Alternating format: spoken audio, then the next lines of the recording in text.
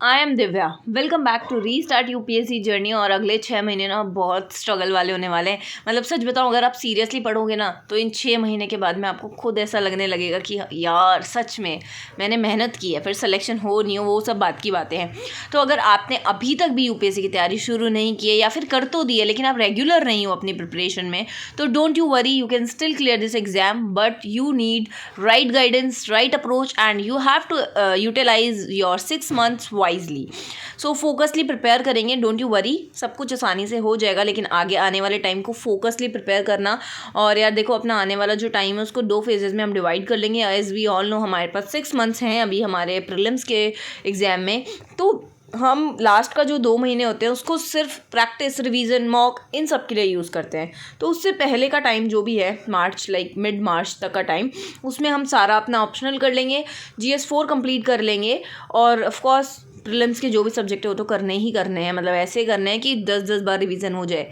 Don't you worry, सब कुछ हो जाएगा, जस्ट रिलैक्स। अगर इससे पहले आप कोई प्लान फॉलो कर रहे थे तो I want to suggest you, please pause my video right now and go and follow your plan whatever you are doing. मत पढ़ो यार, नए नए वीडियोज़ यूट्यूब पे हर दिन हज़ारों वीडियोज़ आते हैं कि ये कर लो, आप अभी तक नहीं किया, आपसे ये कर लो। लेकिन please I want to suggest you, कुछ मत करना। अगर आप कोई फॉलो कर रहे हो अच्छे से तरीके से, अब तक कुछ प्लान बनाया हुआ है आपका, आप उसको फॉलो कर रहे हो तो आप उसी को फॉलो करो, फिर इस वीडियो की कोई ज़रूरत नहीं है। लेकिन फिर भी अगर आपको लग रहा है कि नहीं यार, आपका कहीं कुछ छूट रहा है, आप तरीके से प्रिपेयर नहीं कर पा रहे हो, तो अगले 6 महीने तरीके से फोकस्ड होके करो, आराम से एग्ज़ाम निकल जाएगा। हैव सम पेशेंस, क्योंकि एग्ज़ाम का फॉर्म भरने वाले 10 लाख बच्चे होते होंगे लेकिन तरीके से प्रिपेयर करने वाले बहुत कम बच्चे होते हैं, एज वी ऑल नो। सो ज़्यादा टाइम वेस्ट नहीं करते हुए मैं ये बताती हूँ कि अगले के 6 महीने जो है वो आपको कैसे प्रिपेयर करना है। Polity, history and geography, economics, ये 4 मेजर सब्जेक्ट्स हमारे हैं। तो मैं बोलूँगी कि शुरू में आप अपनी पॉलिटी ख़त्म कर लो, जिसके लिए सिर्फ लक्ष्मीकांत करनी है, और उसके बाद PYQs लगाने हैं, प्रैक्टिस करनी है, मॉक्स एंड ऑल।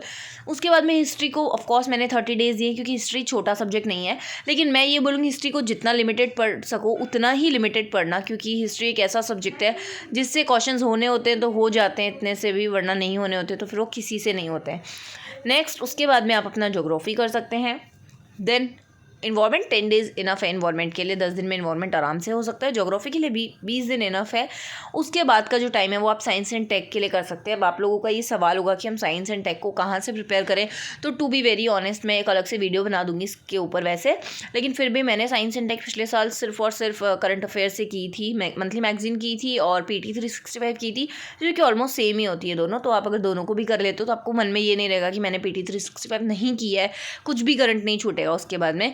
और लास्ट के जो 10 डेज़ है वो आप आर्ट एंड कल्चर को दे सकते हो। आर्ट एंड कल्चर के लिए सिर्फ एक बुक पढ़नी, 11th की जो होती है NCERT, एंड दैट्स इट। उसके बाद में आपको 7-7 मंथली मैगजीन्स करनी है। एक मंथली मैगजीन उठाओ और अपने आप को टारगेट दो कि मैं रोज़ के 20 पेज, 30 पेज, जितनी भी आपकी कैपेसिटी है वो आप कर सकते हो, एंड दैट्स इट।